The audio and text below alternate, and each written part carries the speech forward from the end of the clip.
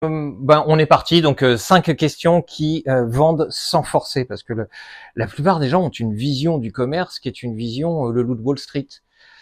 Comment je prends mon client, comment je l'hypnotise et comment je le tords à ma volonté, je le plie à ma volonté. Ça se passe pas du tout comme ça, une vente pour de vrai.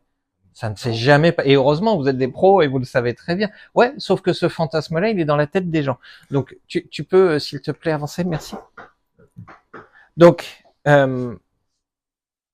l'idée, c'est d'entrer en phase émotionnelle avec votre prospect, de façon à ce qu'il vive quelque chose qui soit une expérience humaine. Et qu'en même temps, il puisse vous livrer des éléments stratégiques qui vous permettent de faire la vente. 77% des acheteurs estiment ne pas être compris par le vendeur. C'est gigantesque. Alors, Julien est hypnothérapeute, il le sait très bien, quand on traite les conflits dans le couple, la première des choses, c'est je sais ce que tu vas dire et je sais ce que tu penses. Donc, comme je sais ce que tu penses, je sais ce que tu vas dire, et c'est dans une escalade de lecture de pensée de l'autre. Et quand on est dans le commerce, quand on est dans une phase avec un commercial en face de soi, on est exactement dans la même typologie que la dispute ou que le conflit. Et donc, 70, c'est normal, c'est logique que la personne se dise, le mec en face ou la nana en face va me tordre, quoi. Et en plus, comme j'ai des problèmes à dire non, tout ça, je vais me défendre énormément. Et puis, a posteriori, on va venir me solliciter, on va me demander, alors, qu'est-ce que tu en as pensé? 8 acheteurs sur 10 pensent qu'ils n'ont pas été compris par le vendeur, ils se sont fait serrer. Donc, pour empêcher cette vente-là et fidéliser, vous avez intérêt à être connecté, et la seule connexion que vous pouvez faire, c'est une connexion émotionnelle. Je veux bien que tu avances, s'il te plaît. Comment? Non, mais on parle pas du gars qui vient pour 200. Bref. La problématique du questionnement est toujours liée à une problématique de tempo. Le tempo, c'est quand est-ce que ma question arrive au bon moment. Exemple très simple, vous voulez la blonde au bar, ou le beau blond au bar. Vous voulez cette personne au bar, vous ne vous connaissez pas, vous arrivez, fait, on se marie. Ça va être très compliqué, quoi. Ça, ah oui, c'est non. Après, tu rajoutes, je gagne 20K par mois. Ah oui. Pardon. Oui, je gagne 20K par mois. On se marie? Oui. Par contre, la qualité du prospect. Bref, en fait, l'idée, c'est d'accompagner par l'écoute et de poser des questions au bon moment. Donc, vous devez créer un lien de confiance, comprendre avant de proposer. La plupart des commerciaux sont autistes, et surtout quand ils sont salariés, ils ont des objectifs, ils ont la pression, et donc ils y vont, ils sont rentre dedans. Et puis surtout, l'idée, par le questionnement, c'est de faire émerger ce qu'on appelle les piliers de croyance, les croyances cachées au fond de l'esprit de votre prospect. Quand toi, tu fais de l'immobilier, tu vends des projets de vie, en fait, tu dois casser en permanence une vision du marché. Mais en permanence, c'est parce que chaque personne a sa vision, a son truc. Vous allez, alors le coup de cœur, c'est une façon romantique de dire j'ai pas les moyens. Mais surtout, c'est surtout non, je ne veux pas de mandat exclusif. Ou alors non, j'ai déjà 5 agences en mandat simple, ça suffit. Nanana. Mais trouvons une solution pour vendre, pas pour avoir un avis et une stratégie que la personne n'a pas puisqu'elle maîtrise pas son sujet. Et donc par le questionnement, par des simples questions, vous allez pouvoir lever un certain nombre de visions du monde de la part de vos prospects. Tu peux avancer, s'il te plaît. On va voir 5 questions. La première question, c'est comprendre ensemble. C'est du coworking, c'est du travail en équipe avec le prospect. La deuxième, c'est d'identifier les freins. Comment on va faire pour faire ressortir les freins qui sont dans la tête de votre prospect. La troisième, c'est lever les doutes, c'est-à-dire toujours co-construire avec le prospect, mais en levant les doutes, non pas en tant que commercial, qui va lui dire « Non, ça c'est pas un problème, je gère ». Non, c'est levons cette problématique ensemble et résolvons-la ensemble. La quatrième chose, c'est bien sûr d'auditer les solutions qui ont déjà été utilisées. Et la cinquième, c'est de découvrir les attendus. Donc la première question à poser, que vous devrez... Oui, t'es dans le tempo, c'est super Fred, merci. Pourquoi est-ce important pour vous? Cette question est fondamentale, doit être posée au bon moment. Qu'est-ce qui fait que vous avez besoin d'un cuisiniste aujourd'hui? En fait, on voudrait changer. Pourquoi c'est important pour vous? C'est trop tôt. Parlons du projet. parlons des faits, de la situation, des émotions, qu'est-ce qu'on veut, etc., etc. Et à terme, lui dire, mais pourquoi en fait c'est aussi important pour vous? Donc, ça permet de comprendre la motivation du client et elle fait émerger non seulement les enjeux stratégiques pour le prospect, mais aussi les enjeux émotionnels. Vous ne pouvez pas demander une question émotionnellement, si je vous offre ça, qu'est-ce que ça vous procure? Ça marchera jamais. La personne ne répondra pas. Par contre, en lui disant pourquoi c'est important pour vous, bizarrement, elle va répondre. Exemple, un artisan boulanger qui cherche à moderniser son point de vente. On discute, on fait un audit. Toi, il t'a consulté pour les travaux et tout ça. Et pourquoi ce changement maintenant, c'est important pour vous? Une fois que tu as découvert. Non, mais en fait, la personne va te livrer l'un de ses derniers éléments, c'est-à-dire, je ne te donnerai pas tout. Et justement, joueur de poker, j'ai 50 000 balles, en fait, j'en ai 70, mais bref. Une formatrice qui veut mieux se faire connaître localement. Pourquoi est-ce si essentiel pour vous d'être visible aujourd'hui? Ça paraît con comme question, hein. Mais si vous n'abordez pas ce questionnement de l'importance, bah vous passez à côté de la relation appuyée avec votre prospect. Une coiffeuse indépendante qui veut lancer une carte de fidélité, pourquoi est-ce que cette démarche vous tient à cœur, etc., etc. Donc, quand je dis nos propriétés nous sont propres, nos priorités, pardon, nous sont propres, c'est ce qui est important pour vous n'est pas forcément la même chose pour l'autre. On a eu l'autre jour en réunion, pardon, François, ouais, t'étais pas dans le tempo, mais tu le sais très bien, j'argumente toujours avec des exemples. C'est du storytelling. Mais on a eu François l'autre jour qui m'a dit, Pascal, t'es pas assez cher. On n'a pas les mêmes priorités. Et c'est ce que je lui ai dit. Je lui ai dit, si tu veux que j'augmente, il n'y a pas de souci. Mais en fait, on n'a pas la même vision du monde. Pour moi, la priorité, c'est pas de faire un maximum de chiffre d'affaires. Pour moi, la priorité, c'est d'avoir des abonnements résilients dans lesquels j'ai un réseau qui va au-delà des 2 ans, 3 ans, 4 ans. Deuxième question.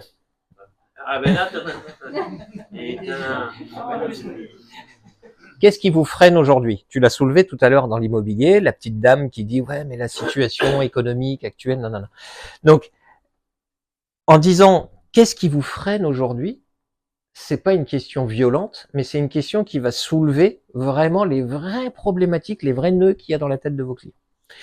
Elle permet de soulever ces problématiques et surtout, votre attitude sera la résultante de ce que vous attendez, c'est-à-dire une charge émotionnelle positive et un renforcement de lien, sauf si vous vous foirez dans l'attitude que vous avez au moment de la réponse. Alors, qu'est-ce qui vous freine aujourd'hui? Bah aujourd'hui, ce qui me freine, c'est que j'ai pas les compétences. Et si vous faites une phrase du genre « ouais, mais ça, on s'en fout, les compétences, je les ai pour vous, nos problémos », là, vous avez perdu le prospect. En fait, vous devez accueillir les problèmes de la personne et dire « ok, je comprends ». Nouvel exemple, j'avais quand je développais des maisons individuelles, j'avais un commercial dans l'agence, j'étais au fond de l'agence et j'écoutais ce qui se passait et il y avait un client qui s'amusait à passer entre notre agence et le concurrent et je te jure qu'il faisait ça. Il faisait toutes les demi-heures, il y allait. Et au bout du 3e aller-retour, mon vendeur lui dit bon alors qu'est-ce qu'on fait? Est-ce qu'on s'engage? Et enfin la personne lève son frein et lui dit mais il y aura pas de problème, hein. Et la personne, parce qu'elle cherchait un prix, mais en fait, elle cherchait à être rassurée. Et mon commercial la regarde, il fait madame, on est dans l'immobilier, dans la construction, il y a toujours un problème. Mais je serai là. Elle a signé. C'est tout, c'est ce qu'elle voulait entendre. Donc, un naturopathe qui n'arrive pas à fidéliser, qu'est-ce qui vous freine aujourd'hui à garder vos clients? Un restaurateur qui hésite à lancer la livraison, qu'est-ce qui vous bloque pour franchir le pas? Un coach qui ne publie jamais sur LinkedIn, qu'est-ce qui rend ça difficile pour vous? Ça, c'est mon job quand je fais les workshops et tout ça. Donc, en fait, les freins sont les reflets des croyances de vos prospects. 3e question. Si on trouvait une solution simple à ça, vous seriez prêt à avancer ensemble? Tu lèves un problème, et juste derrière, tu lui dis, imaginons, c'est la planète des bisounours, qu'on résolve ce problème, on y va. Vous allez tester la motivation de la personne à vous suivre. Et donc, ça permet de valider, tout en vous retirant la pression que vous avez de l'engagement, parce que beaucoup de commerciaux n'osent pas aller jusqu'à la signature. C'est un truc, c'est violent pour eux. Parce qu'il faut contraindre la personne en face. Alors que de lui dire en persuasion, si ça, on le lève, est-ce qu'on signe? Et que la personne vous dit oui, ah bah c'est chill, on continue la conversation, et puis on y va, et puis on va tranquillement jusqu'à la démarche. Et si elle te répond non, tu dis ok, est-ce que c'est... Et là, tu rentres dans un autre système de compréhension du non. Exemple, une esthéticienne qui hésite à créer une offre d'abonnement. Si je vous aide à la rendre simple, vous seriez partante pour le lancer. Donc, c'est pareil pour toutes vos solutions, en fait. Un agent immobilier qui craint de manquer de temps pour le réseau, si on structure ça efficacement, vous seriez prêt à tester. Donc, c'est juste, vas-y, goûte. Et moi, je vais te montrer comment on fait. Un menuisier qui n'a jamais eu de brochure commerciale. Si on vous proposait un modèle clé en main, ça vous aiderait à vous lancer? Ah bah ouais, si tu me files tout clé en main, j'ai plus qu'à le faire. Pour moi, c'est important, je le sais, je l'ai validé en amont. Bah en plus, si tu m'aides à le faire, ok, on y va. Donc, emmenez votre prospect sur la construction mentale de sa réussite, c'est projeter la personne dans la réussite, c'est juste se donner un pas de plus vers la signature. Avancer. Quatrième question, qu'avez-vous déjà essayé et qu'est-ce qui n'a pas marché? L'opticien, bonjour monsieur, qu'est-ce que je peux faire pour vous? Je voudrais courir, je fais du sport, je fais un triathlon, je veux gagner le semi-marathon, tout ça. Et alors, je transpire beaucoup, mes lunettes glissent en permanence. Juste, je finirai. Donc, je transpire en permanence, et donc, mes lunettes glissent. Réponse de l'opticien, mettez des lentilles. Sauf que, le client, il réagit mal aux lentilles, il est allergique, il a des yeux de lapin-russe, et ça, il vous l'a pas dit. Donc, la question préalable, avant de proposer une solution qui soit votre solution idéale, c'est de lui dire, qu'avez-vous déjà essayé, qu'est-ce qui n'a pas marché? Et là, hop, il va vous dire bizarrement ce qui s'est passé. Donc, en fait, quand vous faites ça, vous switchez, c'est-à-dire que vous passez du mode commercial au mode conseil. C'est tellement évident, hein, mais faites-le. Donc, une boutique qui a testé des pubs sur Facebook sans résultat, qu'avez-vous essayé, qu'est-ce qui n'a pas fonctionné? Une consultante qui a tenté le flyer papier, comment l'avez-vous distribué? Pourquoi pensez-vous que ça n'a pas pris? Un garagiste qui a participé à un réseau d'affaires sans succès, vous étiez dans quel type de réseau? Qu'est-ce qui a coincé? Bref, à votre avis, pourquoi ça n'a pas fonctionné? Comment ça marche quand ça marche, c'est la PNL. Comment ça n'a pas marché quand ça n'a pas marché, c'est une autre forme de PNL. Donc, proposez uniquement vos solutions qui sont en phase avec l'expérience positive de votre prospect. Quand il vous dit ça n'a pas marché, ne rentrez pas dans le truc. Ouais, mais c'est parce que t'étais con et que en fait, ça fonctionne pour plein d'autres. C'est toi qui l'as mal fait. Si vous faites ça, vous êtes mort. Et pourtant, je le vois. Hein. Je le vois. Mon client est con, il a pas compris. Voilà. Ok, toi t'es autiste. Voilà. Alors, ça, c'est la phrase des inconnus. Il ne faut pas prendre les gens pour des cons sans oublier qu'ils le sont, tout ça, tout ça. Donc, 5e question. Qu'est-ce que vous attendez idéalement d'un prestataire ou d'un partenaire? Moi, je le formule autrement. Je dis, ok, on est sur la planète des bisounours. On a réussi ensemble la mission. Qu'est-ce qui fait que vous allez pouvoir dire, j'ai réussi ma mission? Quels sont les attendus? Qu'est-ce que vous attendez de moi? Et donc, ça permet de projeter le client, d'une part, et deuxièmement, qu'il vous dise exactement ce qu'il attend. Et je vous invite vraiment à poser la question comme ça, parce que vous allez voir, ça soulève des trucs démentiels. Ouais. L'un des gars que j'avais audité comme ça, il m'avait demandé de faire une journée d'animation pour ses équipes sur la prospective en entreprise. C'est-à-dire comment on peut anticiper le futur. Et je lui avais dit, ok, c'est quoi imaginons je suis intervenu, on est à la fin de la journée, qu'est-ce qui fait que vous dites que j'ai réussi? Il m'a donné 3 éléments. Ces 3 éléments ont été les 3 éléments qui ont été constitutifs de tout mon déroulé de la journée. J'étais sûr qu'il serait satisfait à la fin, il était satisfait. Un photographe qui veut déléguer sa communication, qu'attendez-vous d'un partenaire qui vous accompagne sur ce point? Si tu as encore envie d'essayer ça.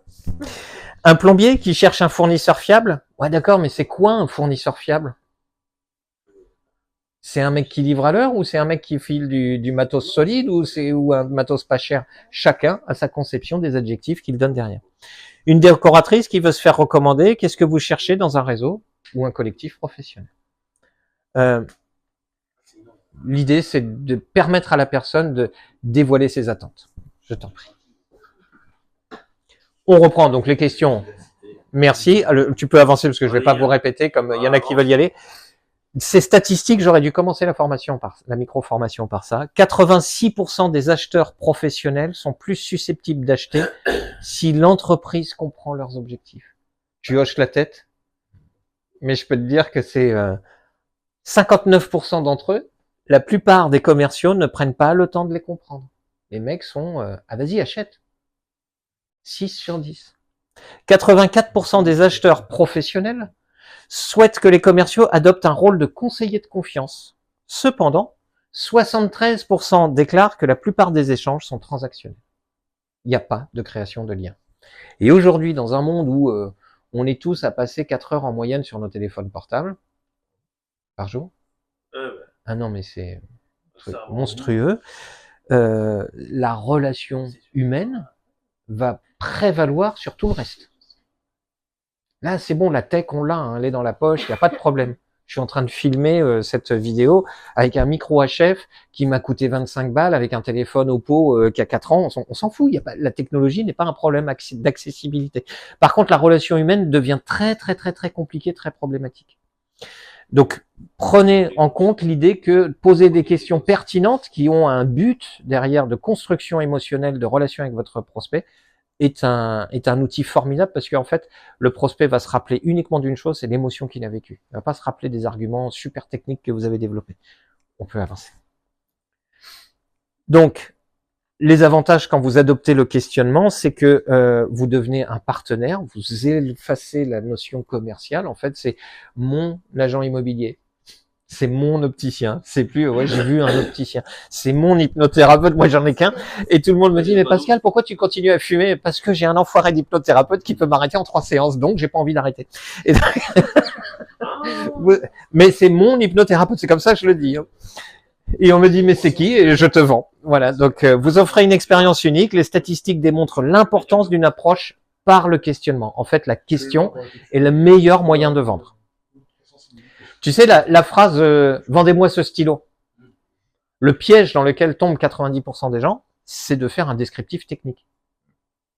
Alors que la première chose à faire, « vendez-moi ce stylo », vous écrivez souvent. Non. Je le simplifie. Hein. Mais voilà, en fait, je cherche à comprendre l'usage. Tu peux avancer. Est-ce que vous avez des questions? Les commerciaux, ils apprennent la PNL? Non. Enfin, avec moi, oui, mais sinon, non. T'as vu qui c'est qui forme les commerciaux? Ouais, c'est moi. Alors les commerciaux, en fait, aujourd'hui, si tu regardes les formations commerciales, c'est comment répondre aux objections clients. Alors que moi, quand tu rentres avec moi en formation, si, je te le dis, si tu cherches à comprendre comment répondre aux objections des clients, c'est que tu as déjà perdu ta vente. Donc, je suis fan du bouquin de Robert Cialdini, Persuasion, qui définit des frames, des cadres, dans lesquels tu emmènes par un pipe, un tunnel de vente, la personne, mais naturellement, tu la guides par la main, et en fait, mais il faut avoir une démarche sincère. Hein, si tu le fais comme un enfoiré, ça marchera pas non plus. Oui. Oui. J'arrive à faire la différence, c'est justement intéressant. Parce que la plupart, ils appellent, ils veulent leur rendez-vous, ils veulent aller voir le client pour comprendre le mandat. Et moi, souvent, je leur posais des bonnes questions, des visites. Exactement. Sur ces questions-là. Mais là, tu es quasiment sur Pour la première élection de Barack Obama, ils ont fait 3 groupes tests. Un groupe test qui appelait les gens comme toi, en pige, et qui, enfin, c'était pas de la pige, mais c'était un call. Et en fait, il y en avait un groupe qui posait 3 questions, un groupe qui posait 4 questions et un groupe qui posait 5 questions. Celui qui posait 5 questions a été le groupe sur lequel on a eu le plus de résultats pour Barack Obama au niveau de l'élection. C'est juste ça. C'est aussi con que ça. S'intéresser, poser des questions, etc.